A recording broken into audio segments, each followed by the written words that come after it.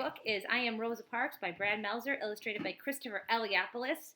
It was published by Penguin House in 2014. I wonder how many of you were born in 2014. You weren't born yet, right? No, you were born in 2015. And this is my favorite of all of these Brad Meltzer books. This is my favorite. And I'm just warning you that Miss Ullrich does get a little emotional at the end. So hopefully I'm not building it up and not delivering. I will hopefully get to that point. So I Am Rosa Parks. This is about ordinary people changing the world.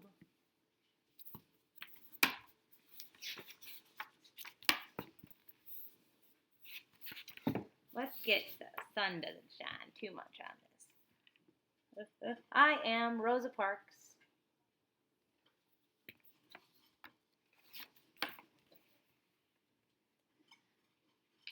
Growing up, I was small for my age. I was sick a lot too, since we didn't have money for a doctor. But that didn't mean I was weak. I'm not that short. Looks like you are. That's her brother. When I was 11, as I was walking home from school, a boy on roller skates came zipping by and shoved me. He thought I'd be an easy target. To his surprise, I turned around and pushed him back. I knew fighting was wrong, but I didn't want him picking on me again. His mother saw what happened. She was mad that I'd pushed him. Uh-oh, this is going to be bad. Did you just push my son?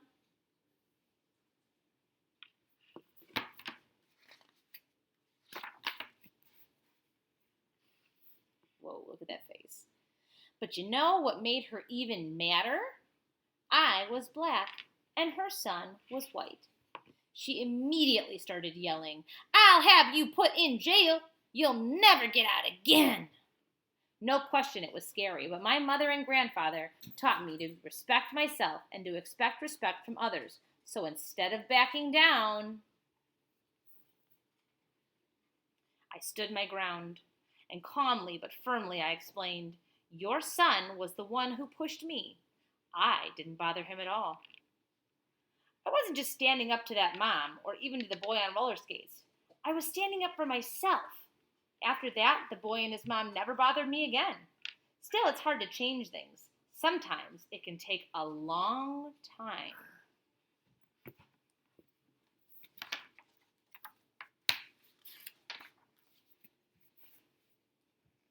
Back then, if you were black, you were treated unfairly just because of the color of your skin. You weren't allowed to live in the same neighborhood as a white person, eat in the same restaurant, ride the same elevator, or use the same bathroom. You couldn't even drink from the same water fountain. One was marked for whites, the other was for colored. When I was little, I used to wonder if white water tasted different from colored water. I even wondered if colored water came in lots of colors. But it didn't. The only difference was I had to walk outside or even down the block to get mine. Of course, it wasn't just about water fountains.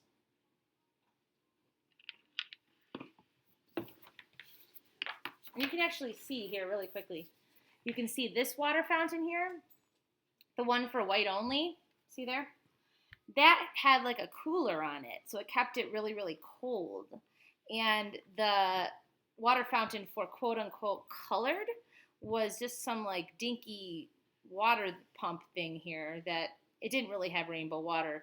But, you know, it wasn't cold, and it was definitely not equal to the water fountain for white people.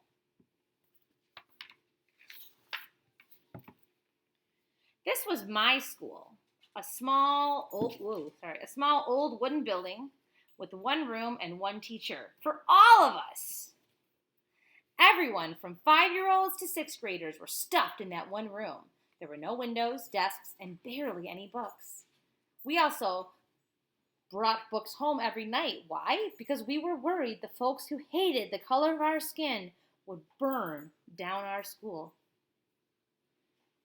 So here is her saying, "Since most kids had to work on a farm to earn money, we only went to school 5 months during the year." Less school! Hooray! Don't say that. Hooray. That's bad. Now, Here's the school for the kids who were white. Notice the difference? It was a new brick building with beautiful windows, new desks, and plenty of books. Plus, look at that. They had a playground. Can you please spray the dogs so they don't bark during the video? They went to school 9 months out of the year since they weren't working in the fields like we were. No one can say hooray. No, there's no hooray about this. Can you get me this?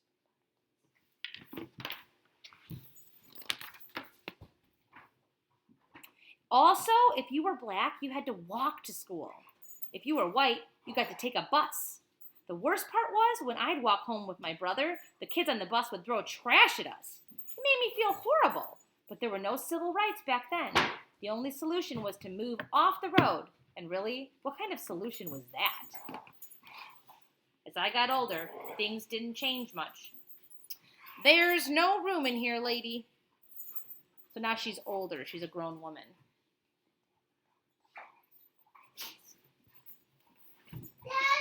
One winter, honey, maybe go tell him, go whisper to him. One winter, I was waiting for a local city bus. If you were black, you had to ride in the back. If you were white, you rode up front. On that day, the back of the bus was packed.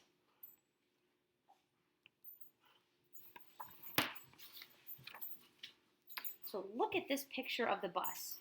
The whole back of the bus was packed, and even people were standing in the bus because there was nowhere to sit. So remember, black people or African American people had to sit in the way back, while white people could sit in the front. But there were plenty of seats in the front.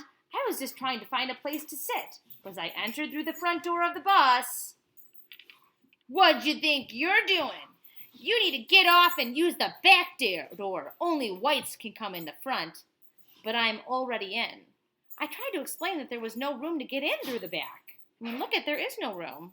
Everyone's standing and blocking the way. The driver didn't care. He wanted me off the bus. He grabbed me by my coat sleeve. I dropped my purse near the front door. To pick it up, I sat in the front seat, a white seat. It made the driver madder than ever. Get off my bus. That's it, get out. That's what he called it, my bus, as if it were his. The bus wasn't his, though it belonged to all of us. Look at him grab her. That's so mean. It is mean. Still, that afternoon, the driver got his way. He kicked me off. See you soon. Yes, you will. But I promise you that wasn't the last time I'd face that bus driver. From there, in addition to working as a seamstress, I started working to change things. At the NAACP, we fought for fairer laws that made sure that people's stories were heard.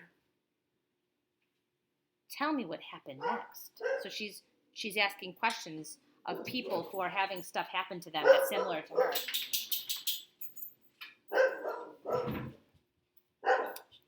I also stopped using colored water fountains. I'd rather go thirsty than be treated so poorly. So she's like, I'm not going to use this one. No. I'm not. If I have to use one that's separate, forget it. I'm not going to do it. I was the same with separate elevators. Instead of riding them, I'd take the stairs. But as for real change, so he's like, no thanks. He's saying, do you want to use this elevator? Is this for people who are colored? And she said, I'd rather take the stairs than take that separate elevator. Not going to do it. Even I didn't know what was coming. Let me get this without the glare there. It was the end of a busy Thursday. I was 42 years old and on the bus going home. This time, I was sitting in the first row of the seats that were allowed for black people. There was one man next to me and two women across from me. So see her? She's in the back of the bus with all the black people, and she's in the front of the black section. As you can see there's a white guy sitting there in front of her, minding his own business. Everyone's just minding their own business. She's following the rules. It was the same driver from before. The exact same one from all those years earlier. At the third stop, a few white people got on, filling the rest of the empty seats. There was one white person left standing, so the driver told those of us in my row, "Let me have those front seats." There she is.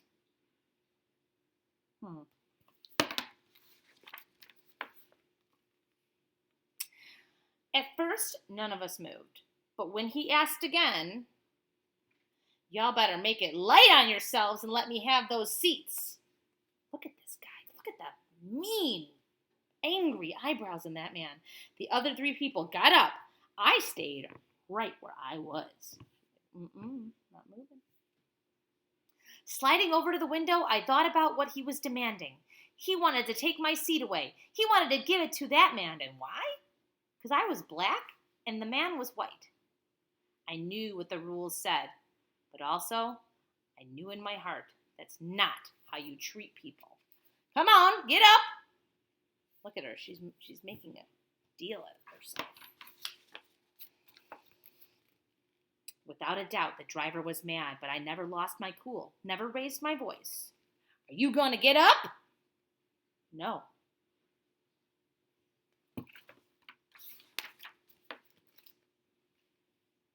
People say that the reason I refused to give up my seat was because I was tired, and I was. But I wasn't the kind of tired that came from aching feet. The only tired I was tired of giving in. Before me, there were other brave women who had refused to give up their seats. Still, on that day, for violating the rules of Montgomery, Alabama, I got arrested, but by standing up for myself. Well, I'm going to have you arrested. You may go on and do so. Arrested? But by standing up for myself, I ignited a movement. From there, the Montgomery bus boycott began for 381 days. That's more than a year. All blacks in the city, and even a few whites, refused to ride the public bus. But if you don't use the buses, we'll go out of business. Then maybe you should think about changing your rules. Finally, the rules were changed. Public buses were no longer allowed to separate people based on the color of their skin. Look at all these people joining together, standing up for the rights, ending segregation, saying no more.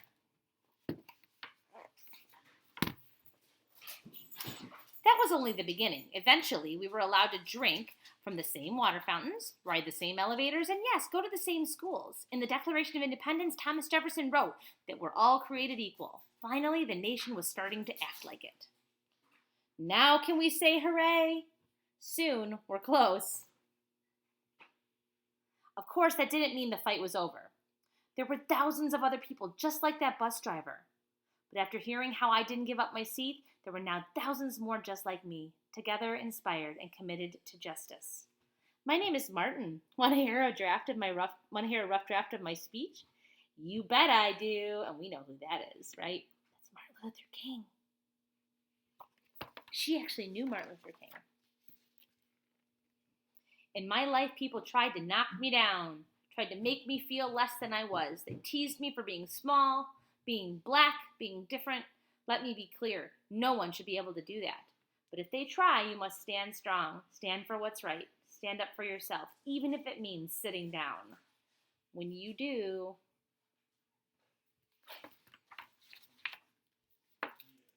others will follow. What's the medal? It's the Congressional Gold Medal, one of the government's highest honors. George Washington got one too. Cool. Now can I say hooray? Go for it. Hooray! And this is actually in Memphis, Tennessee. This is the Civil Rights Museum. And if you go to Memphis, you can see this actual bus. Now, this isn't actually the bus that she rode on. It's just like a bus that was used at the same time period. But you can actually go in and walk on the bus. It's very cool. I went to it. And I actually got a coin from this machine here. Wonder if I can find it. So if you ever take this book out of the library, I'm telling you, there's lots in it. I am Rosa Parks. I'm not a politician, or a president, or an actor, or a famous business owner. I'm just an ordinary person, but I'm also proof that there's no such thing as an ordinary person. I hope you'll always stand up for yourself, and I hope you'll remember that we're all in this together.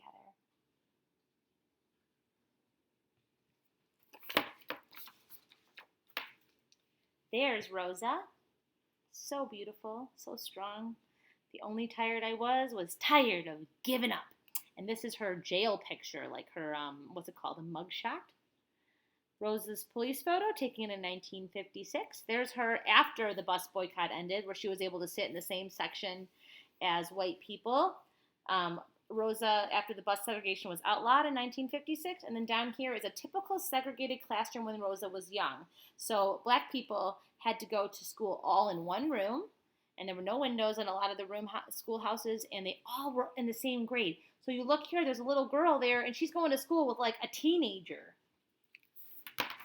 And that's the end. There are lots of books like this written by Brad Meltzer, and I think that you should try to find them next time that you look on Overdrive or you go to the library, because there are so many good ones. Sorry about the dogs barking. Okay, have a good day.